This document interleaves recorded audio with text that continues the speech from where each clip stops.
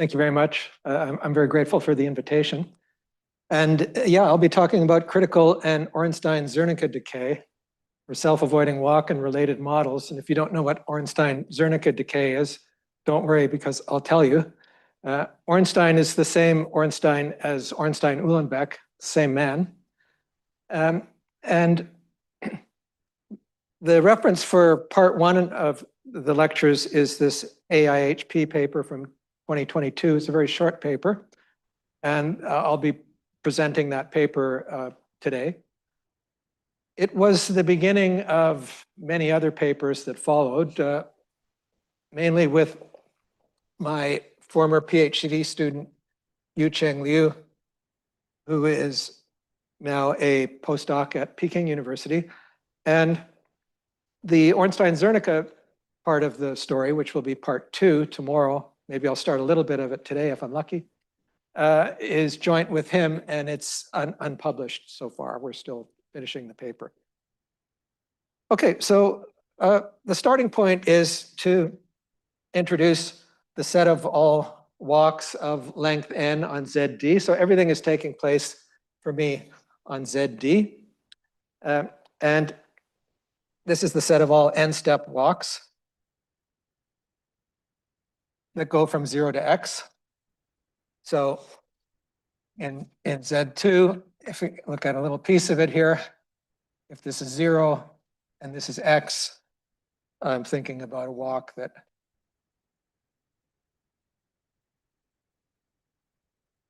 does something like that. That would be an element of Wn for whatever that n is. And then I want to put an interaction on these walks. So for beta, a number between 0 and 1, I'm going to define Cn of x, which depends on beta, but beta is going to be fixed for me, so I'm not going to be carrying it in the notation all the time. Cn of x is the sum over all walks omega in Wn of x, so these blue things, of the product over pairs s less than t less than or equal to n of 1 plus ust of omega, where ust of omega is equal to minus beta if omega s, if the walk is at the same place at times s and t, and it's equal to 0 otherwise. So what this product does is it counts a factor 1 minus beta every time the walk intersects itself. And so the contribution to this sum from walks that intersect themselves often will be less than walks that don't intersect so much. In particular, if beta is equal to 0, then we just have simple random walk. U is just always 0, and so this Cn of x is just the cardinality of this set Wn of x. And if beta is equal to 1, then as soon as you have a self-intersection, you'll have a factor 1 minus 1 in this product that will kill the contribution. And so walks that have intersections don't contribute anything, and walks that are self-avoiding, have no self-intersections, will contribute 1. And so this is just Cn of x, in this case, is the number of n-step self-avoiding walks that go from 0 to x. So if beta is somewhere in between, this is called the weakly self-avoiding walk. Because there's some repulsion, the walk prefers not to intersect itself, but it is allowed to do so. This has another name. It's also known as the Dom-Joyce model.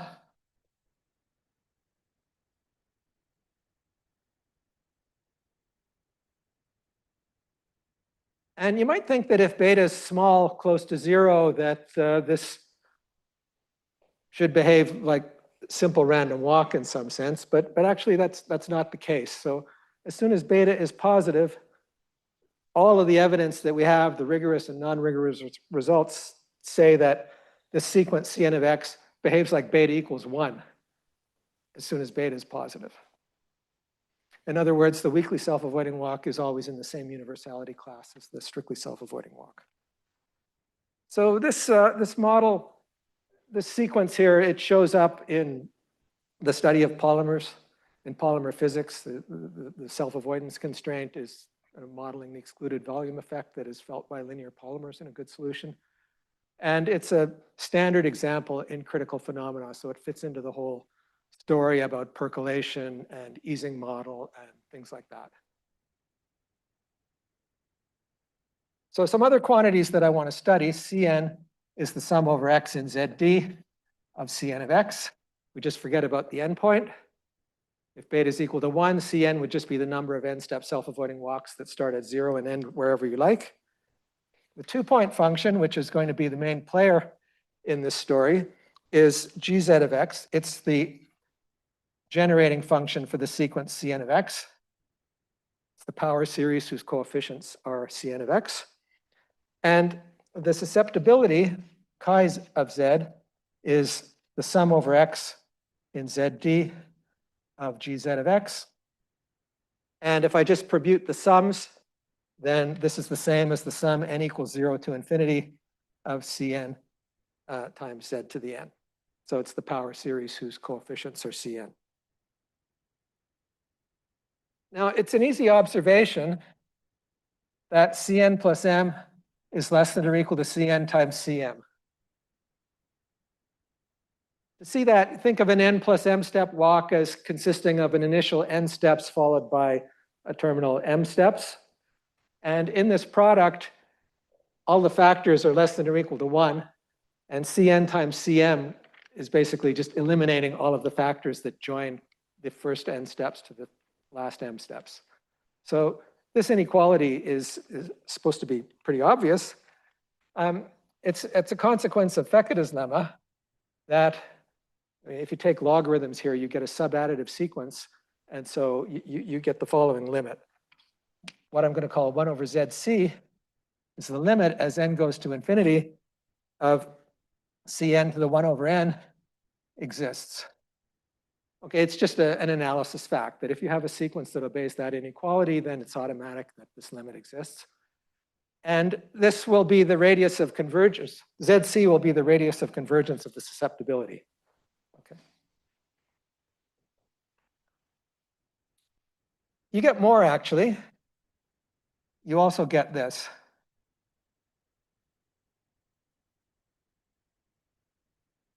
So Cn is greater than or equal to 1 over ZCn.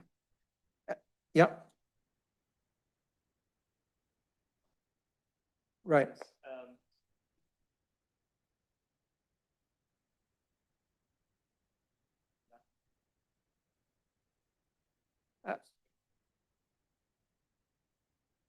I mean, the continuum version of this is not so obvious, I think. Yeah. So what the continuum version of this in 2 dimensions would be SLE 8/3. That's what everybody expects, and there's a lot of evidence for that. But there are issues. You need to do some renormalization in order to define the model in the continuum. Like for the Edwards model, you need to renormalize.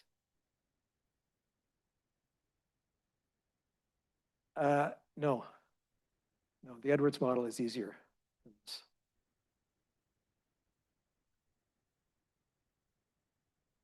Okay, so if you put this inequality into chi, then you get that chi is greater than or equal to the sum n equals 0 to infinity of z over zc to the n, using the lower bound on Cn. And so that's just 1 over 1 minus z over zc. So this will hold if z is less than or equal to less than zc.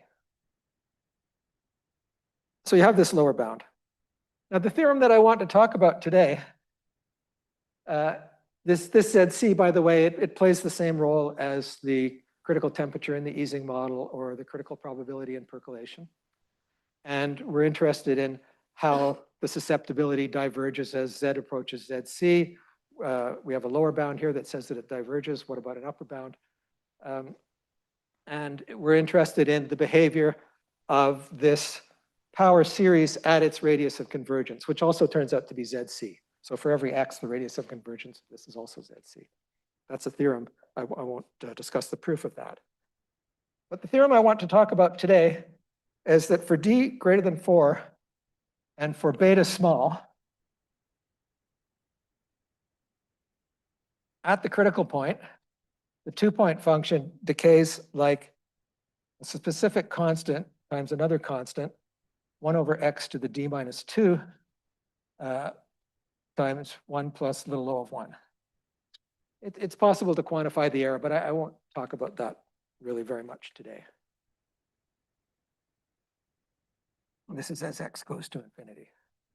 So it's Gaussian decay for d greater than 4. There are several proofs of this. There's a proof from 2003 by Hara and van der Hofstad and myself. There's another one by Hara in 2008. There's one by Gadi Kozma and Bolthausen and van der Hofstad from a few years ago. I'm going to be talking about this proof that I mentioned from AIHP. And this constant AD is the one that would give you the decay of the inverse Laplacian. So if you looked at the inverse Laplacian, it decays like 1 over x to the d minus 2 with a specific constant. That's what this AD is. So it's equal to d times gamma of d minus 2 over 2 divided by 2 times pi to the d over 2. And capital A is 1 plus order beta.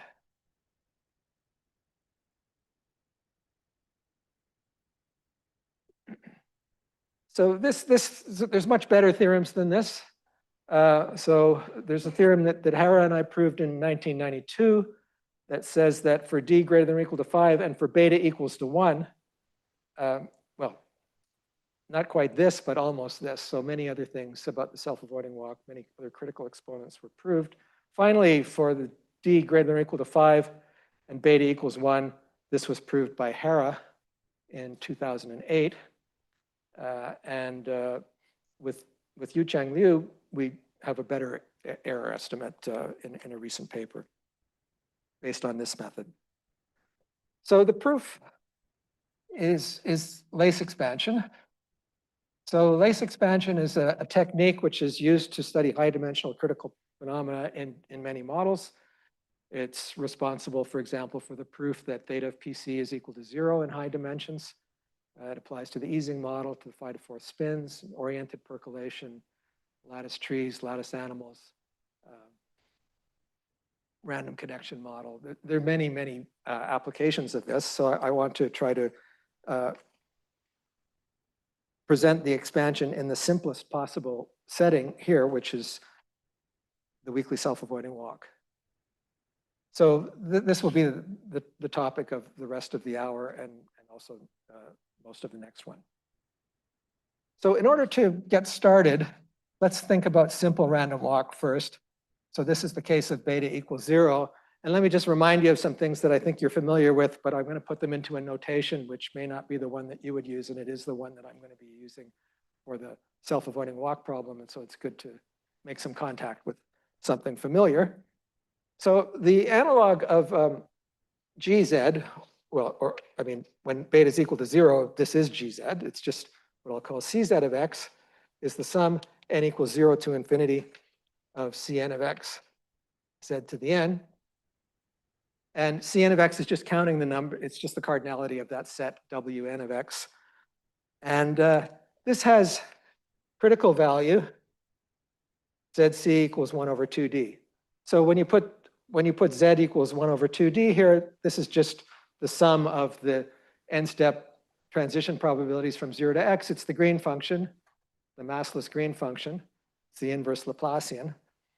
And we know basically everything about it. I want to write this in the following way. I'm going to take out the n equals 0 term, which is just the 0-step walk that starts at 0, so it has to end at x. So we'll get, there's one of those, z to the 0. And then I have the rest. Sum n equals 1 to infinity of Cn of x, z to the n. And now I want to use the Markov property. So I'm going to take my n-step walk that goes from 0 to x and condition on the first step. So it goes to some neighbor y of 0, and then it wanders around and it takes n minus 1 more steps and it goes from y to x. So I can write this as being equal to a factor of z for the first step. I think of z as sitting on every step. Okay, the z to the n, it's n steps. So there's a factor z for every step. And then I'll sum over the neighbor's y of 0. There's one walk that goes from 0 to y in one step. And then I'll have Cn minus 1 of y times z to the n minus 1. So let me define now d of x to be 1 over 2d times the indicator that x is a neighbor of 0. So it's just the one-step transition probability for the random walk. Then I can rewrite this as Cz of x is equal to delta 0x plus, I'll multiply and divide by 2d, d star Cz of x. So maybe instead of writing it like that first, let me write it like this. It's the sum over y of d of y times Cz of x minus y.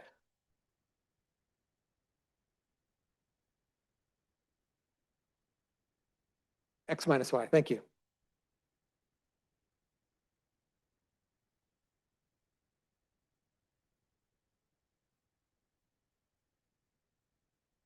Sorry?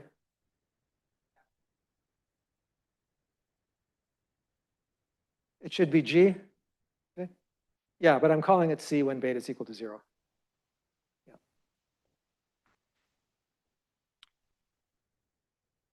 Okay, so this I'm just going. This is just a convolution.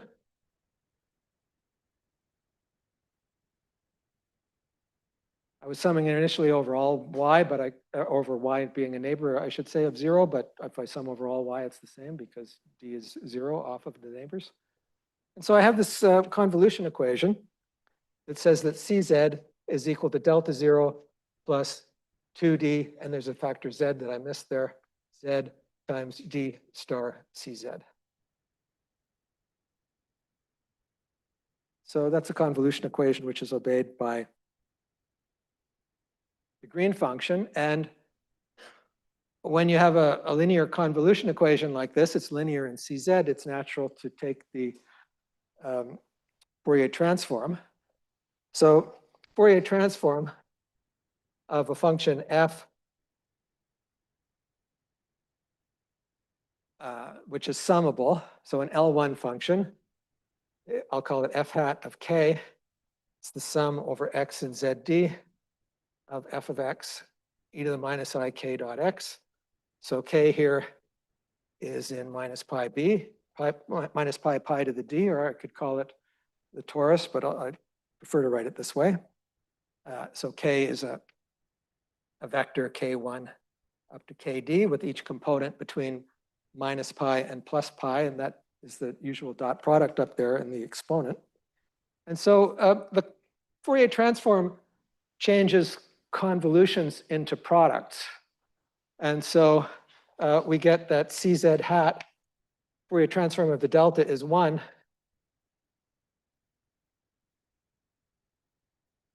So I have this equation here, which you can solve for Cz hat. Then you get Cz hat is equal to 1 over 1 minus 2 dz d hat. Let's put the k's in.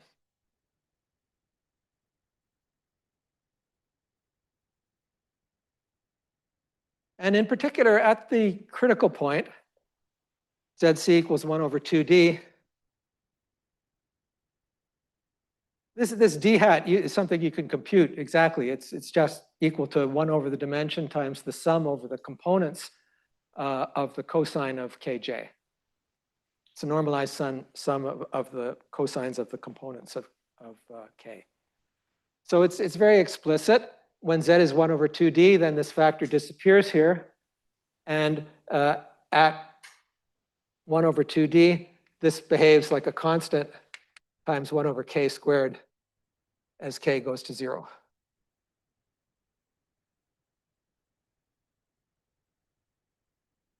And we also know there's many places that you can look this up, including the book by Lawler and Limich, that for d greater than 2, the critical 2-point function or the critical green function behaves like AD times 1 over x to the d minus 2. Same AD that we saw before in the theorem. Now, I want to rewrite this equation, actually, this one, star, in the following way. So it's going to be convenient to not use the variable z rather later when later on in this talk. I don't want to use z for this because it's going to be used for something else. So I'm going to change it to mu now and define a mu to be delta 0 minus 2d mu d. So this is a function on zd. And if you take this over to the other side and factor out, you get that a mu star c mu is equal to delta 0. When we're at the critical point, this a mu is just the Laplacian. And so this is c is the inverse Laplacian. All right, so that's sort of preliminary, just to set up some notation, which is going to be showing up a lot in what follows. Is there any question about this? I think it's fairly basic.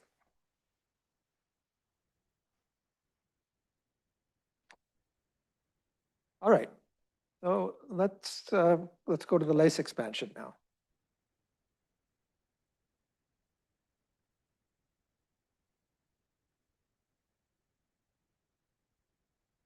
So the lace expansion was introduced by Bridges and Spencer in a paper that appeared in 1985. And many, many papers have been written since then.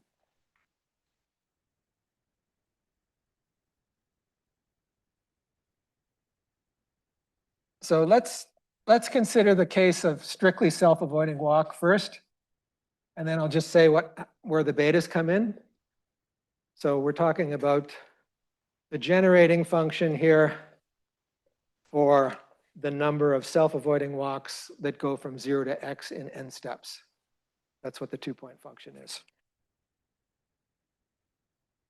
So here it is, gz of x is equal to the sum n equals 0 to infinity cn of x z to the n. And what I want to do is just try to, perturb around this calculation that we did here that led to that convolution equation, which won't quite work the same way, because here, when we sort of decoupled the first step from the rest, we didn't care about whether the rest went back and intersected 0 again.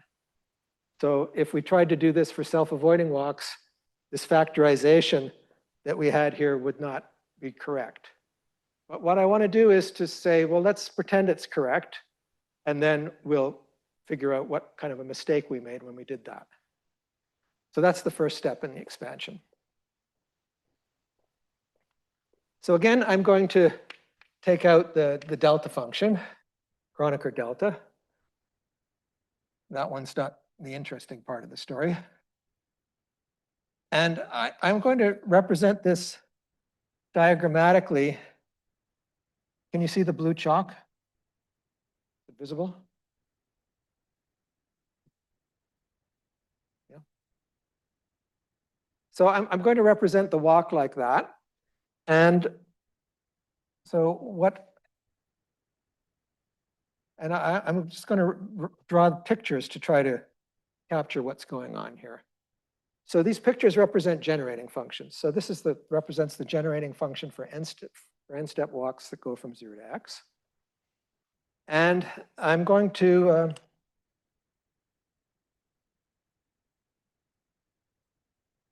do what we did over there for simple random walk.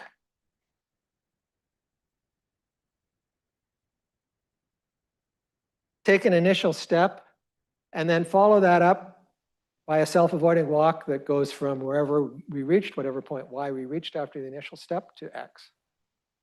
So this is not equal because it makes a mistake, which is that that blue walk might come back and pass through 0. That now that is inequality, because what we overcount by here is precisely the configurations where the blue walk visits 0. And it can only do it once because the blue walk is a self-avoiding walk. Okay, so now I want to take this, what I'm aiming for is a convolution equation for the 2-point function. So this is going to give me what we had over there for simple random walk. It'll give me 2dz capital D star the 2-point function. And I want to basically cut off the tail that goes to x. And so I would like to take this term and do an inclusion exclusion again for that.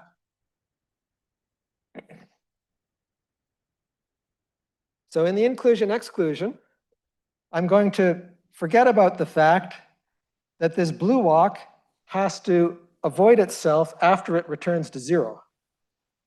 This blue walk from this y to x is self-avoiding. So the part that goes back to 0 has to avoid the part that goes to x. I'm just going to forget about that and then correct for it. The inclusion exclusion goes like that. So this term is going to be a loop that goes to 0, a self-avoiding polygon, followed by a walk that goes from 0 to x. But now I'm treating the blue and the red as independent, so I have to subtract off configurations where the red and the blue intersect. So they're going to look like this.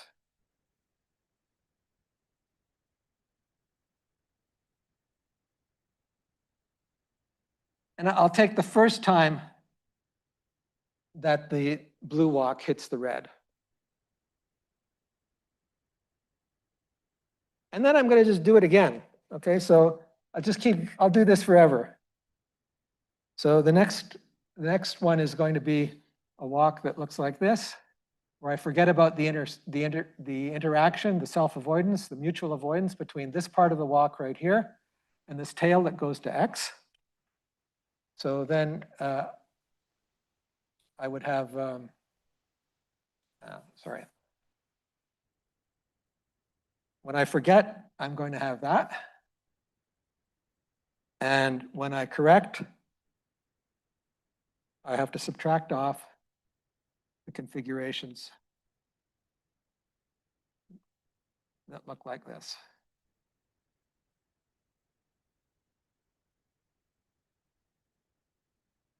And then I'll forget about the intersection between the self-avoidance between the two pieces of the blue walk again, and I'll just keep on doing that forever.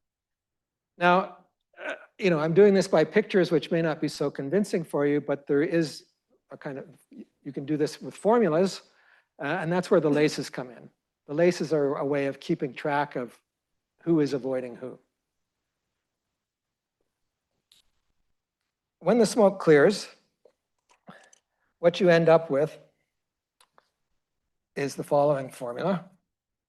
You get gz of x is equal to delta 0x plus 2dz d star gz of x,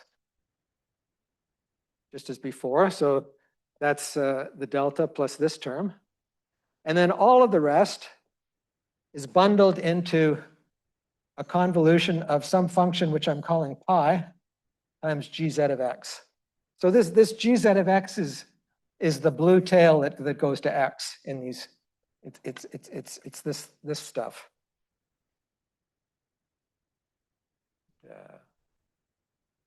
This kind of thing.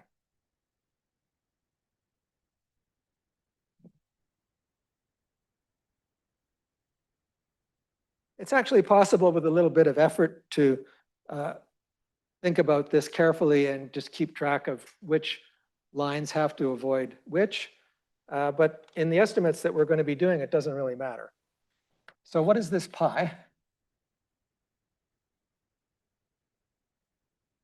It's the part that remains after you've cut off this tail that goes to x. So it's minus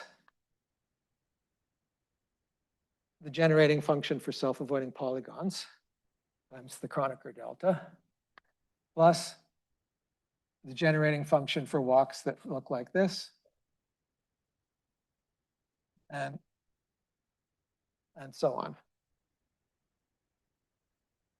So if you want to know exactly what this is, it's this diagram, what it represents is the generating function for the sequence, which counts the number of n-step walks which start at 0, go to x, go back to 0, and go back to x, and are otherwise otherwise there are no intersections allowed.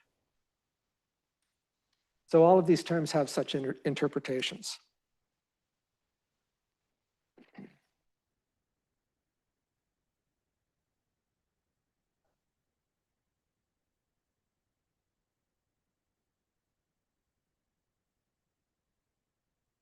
No. So in this picture, all three lines have to avoid each other as well as be self-avoiding. In this picture, I think it's the first and the last one are allowed to intersect, but not the others. There's some rules like that. But what we're going to do in estimates, we only want upper bounds on these terms. We're not going to make use of the minus signs at all. So we just want upper bounds on these terms, and whatever mutual avoidances there are, we'll throw them away. So for that reason, I don't really need to keep track of them here.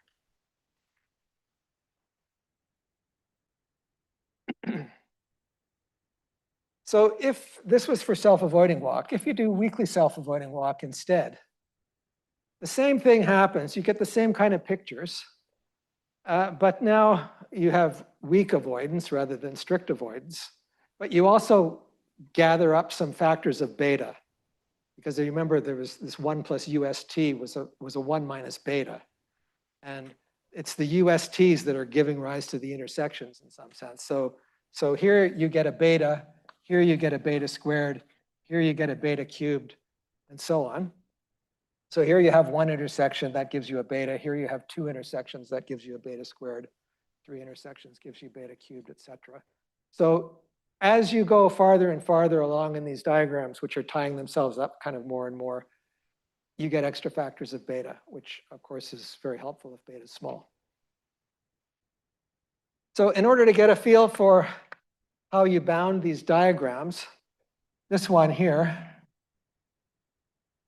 if I just throw away, and it comes with beta squared, if I throw away the avoidance factors between the various lines, I just get beta squared gz of x cubed.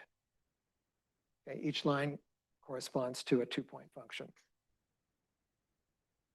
And if I look at beta cubed times this diagram,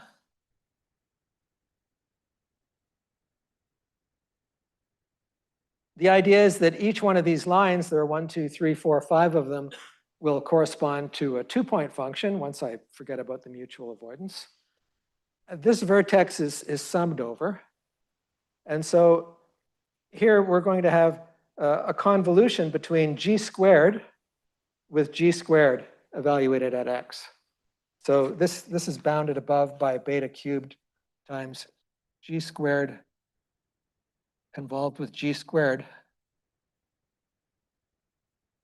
of x times gz of x for the line at the bottom. And you can write down similar formulas for upper bounds for all of the diagrams that appear in a systematic way. So there's some nice inductive procedure that allows you to do that. That was present already in the 1985 paper by Bridges and Spencer.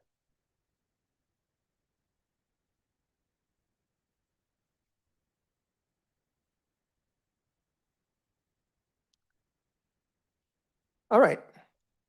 So let me now define something that plays the role that A mu over there was playing. But now my convolution equation has this extra pi. pi has all of the information about the self-avoidance in it, right? I mean, if I put pi equals 0, I'm just back to simple random walk again. Same equation.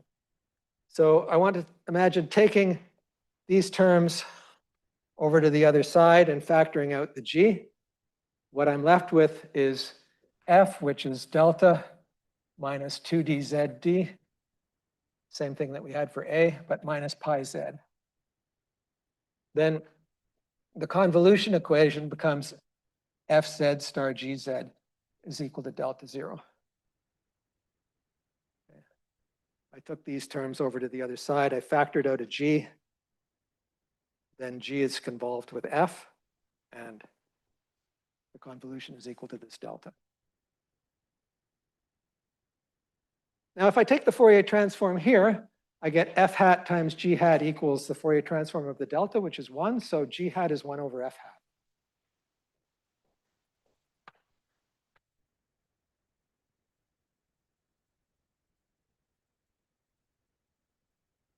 And let's put the k's in. And f hat would be 1 minus 2dz d hat minus pi z hat. So this is something that you can compare with the formula for simple random walk that we had over here that didn't have the pi. Otherwise, it's the same.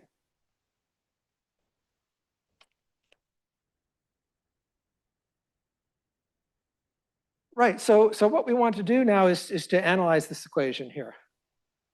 We'd like to be able to say, I mean, our conclusion, what I'm trying to prove is that at the critical point, this gzc would decay like 1 over x to the d minus 2. So I want to analyze this convolution equation and try to prove that. That's my goal.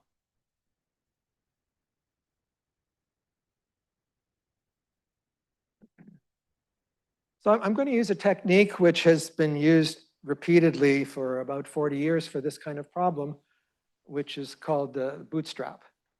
So I don't know how familiar you are with that term, but bootstrap refers to picking yourself up by your bootstraps. Right? You reach down and you grab the straps of your boots and you pick yourself up off the ground. You'll see how that works here. So I'm going to define a bootstrap function.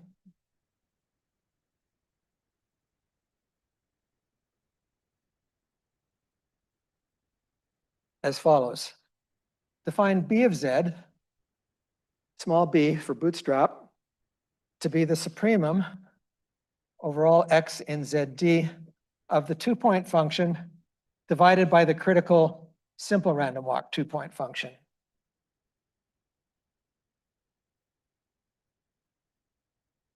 Now that supremum actually will be attained when z is less than zc because gz of x decays exponentially.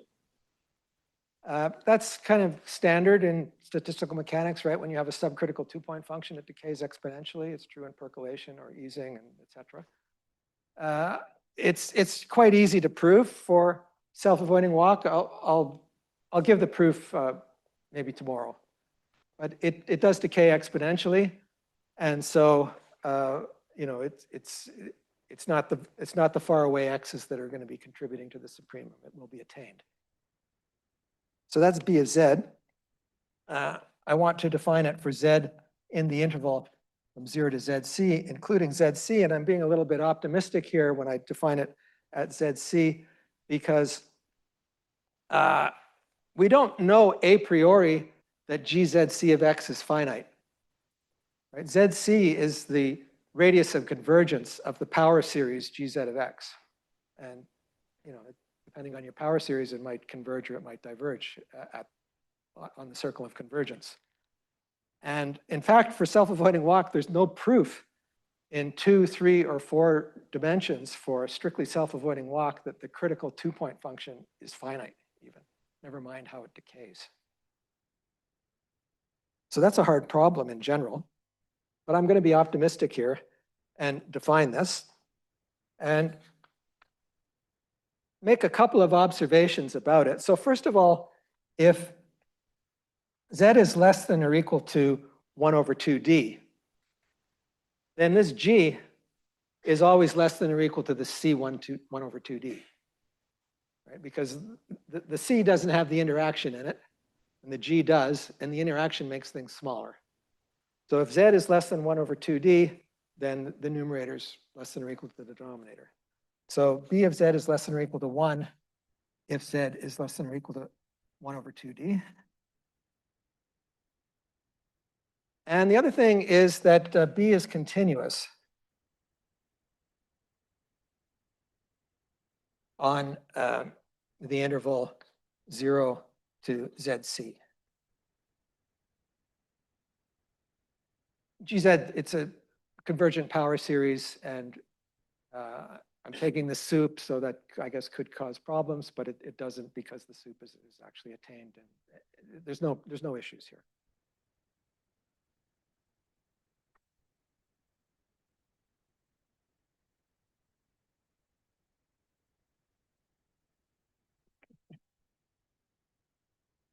So proposition 1.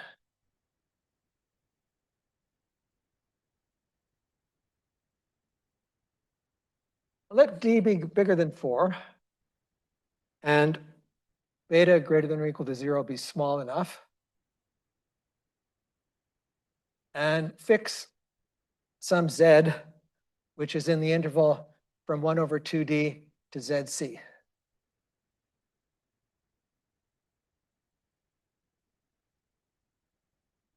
And suppose that we're lucky enough that B of Z is less than or equal to 3.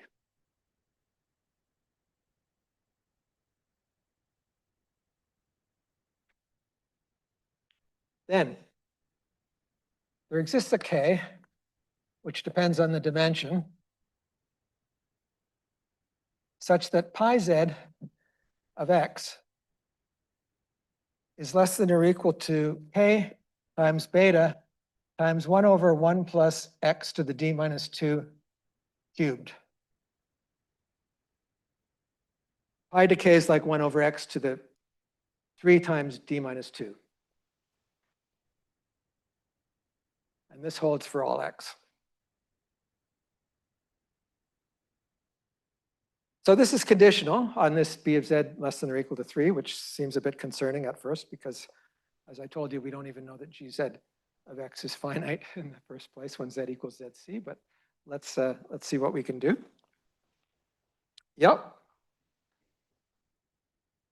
Pardon me? Oh, I think I said small, right? Oh, do I need that? Well, I need convergent power series, so yeah, I do need it. Yeah. Yes.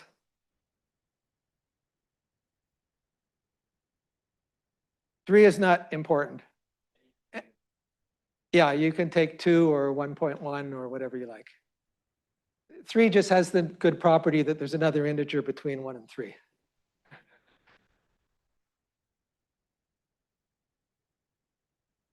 So we get this bound on pi, but then we get some other stuff too, which is that pi z hat is S times continuously differentiable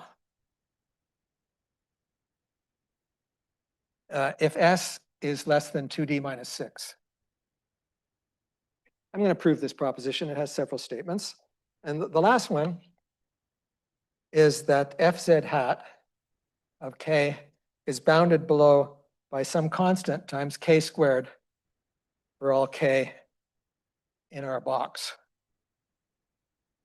And this C is independent of everything. So it's independent of Z and K and beta.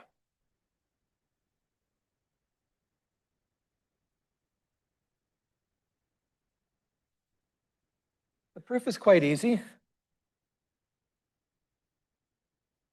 I mean, at least the part that I'm going to show you is easy. There's an inductive step that I'm not going to do, but I hope it can be somewhat convincing. So I've got this wonderful hypothesis that B of Z is less than or equal to 3.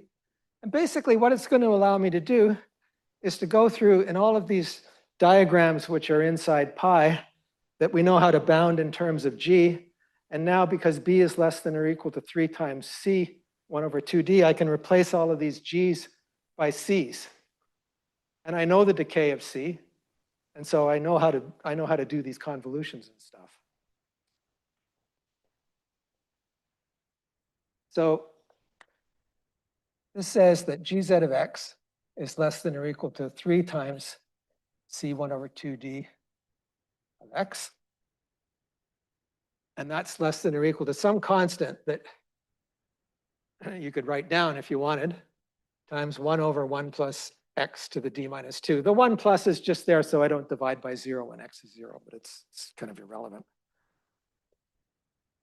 So let me not worry about the one loop diagram, the one with the first contribution to pi. It's a little bit special, but let's look at the other ones. So this diagram here was bounded by beta squared times gz of x cubed. Each line gives me a 2-point function. And now I just use this bound. So I'm going to have beta squared times k naught cubed 1 over 1 plus x to the d minus 2 cubed. And for the next one, beta cubed, this diagram, that's less than beta cubed. And then each line is a g. I'm going to bound it by k times c. So I'll get a k for every line. That gives me k0 to the 5th. And then I have c1 over 2d squared star c1 over 2d. Actually, I don't need the k yet. Let's just put the 3's in. 3 to the 5th, c1 over 2d squared c1 over 2d squared at x, c1 over 2d of x.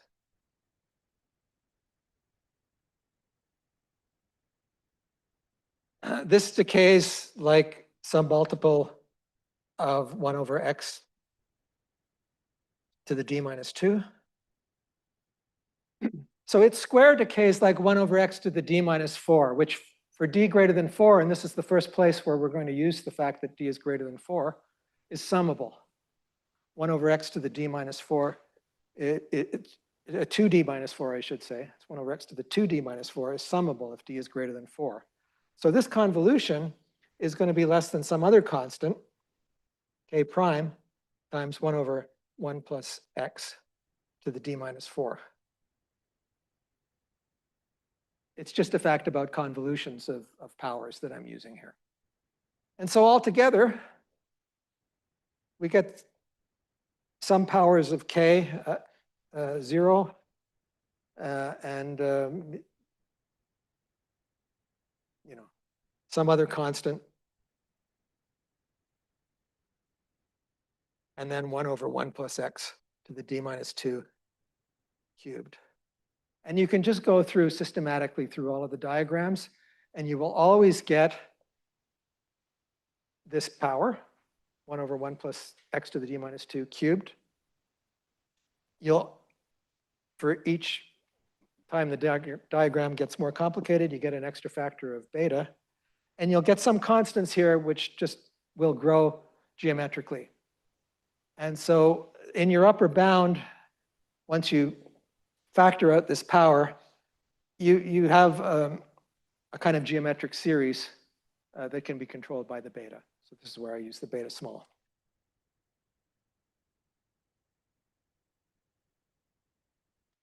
So there's some induction argument that's needed in order to control the sum. I will omit that.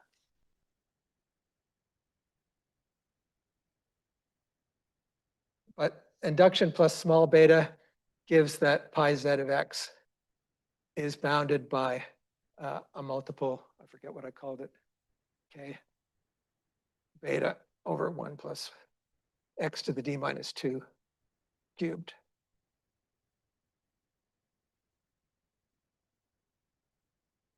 Yes?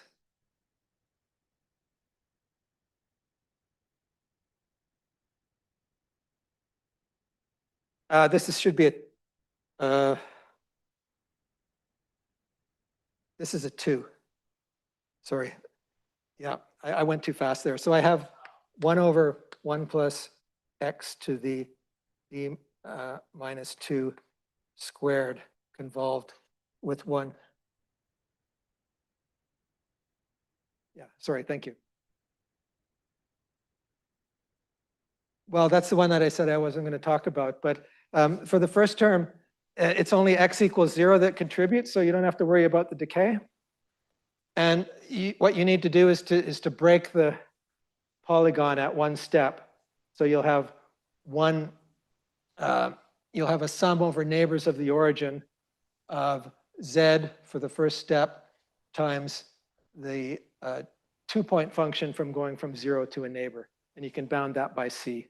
So that term is actually a lot easier, but it's special. Now my time is up, but I think in just about 3 minutes, I can finish these last 2 statements. So I'd like to do that. This bound just implies this. Oh, sorry? I think there is a question from Pierre on the Zoom. Oh, okay. Can I? Yeah, go ahead. So it's yes, to do the induction, you bound the nth diagram in terms of the n minus first only? Yeah. Yes.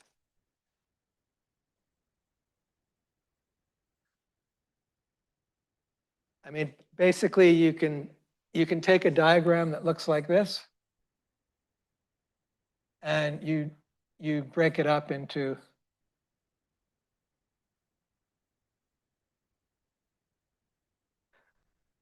pieces, and I won't go into it. So how do you prove this? I mean, you know, the Fourier transform has a factor e to the I k dot x, right? It's the sum over x of pi of x e to the I k dot x. So each time you differentiate, we're talking about differentiating s times here, you bring down an ix. So when you're done, after s derivatives, you'll have brought down an x to the s. Well, as long as s is less than 2d minus 6, the result will still be summable. That's it. Then you use dominated convergence to get the continuity of the derivative. So, so if we take if alpha is a multi-index and we take the derivative like this, it's the sum over x of ix to the alpha times pi z of x times e to the I k dot x. And so this will be continuous if alpha plus d is smaller than the decay of pi.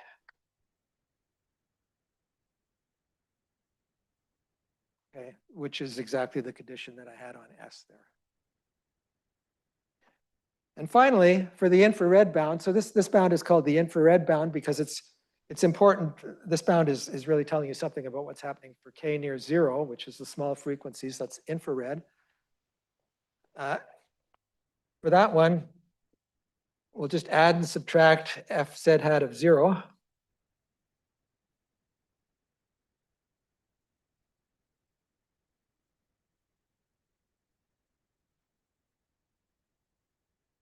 This one here, so I didn't say this, I guess, but g hat of 0 is just the susceptibility. G hat of 0 is just the sum of the 2-point function. That was the susceptibility, sum over x of gz of x. So this f, which is the reciprocal, this f hat is the reciprocal of g hat. So this is just 1 over the susceptibility. It's non-negative, and I'm going to throw it away. The susceptibility is going to be diverging at ZC, so near the critical point, I'm not losing much when I do that. And this part you can just work out, because if I'm lucky, f hat is still here. Here it is. So I want to take the difference between this denominator and its value at k equals 0. The ones will cancel. I'll get a dominant term, which comes from this, this term here, and something that's sort of beta that comes from here. So let's see how that works. So this is greater than or equal to 2dz times 1 minus d hat of k from the simple random walk part of pi, of f. And then I have pi z hat of k minus pi z hat of 0.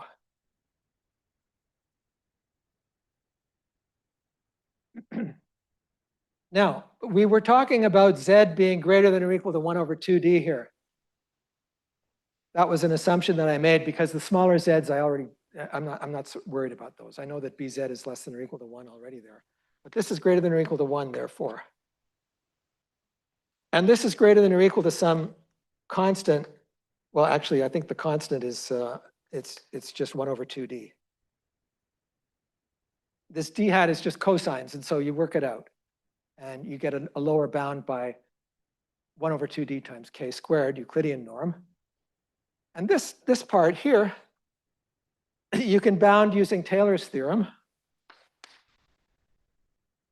You can take two derivatives of pi with respect to k, because 2 is less than 2d minus 6 if d is greater than 4.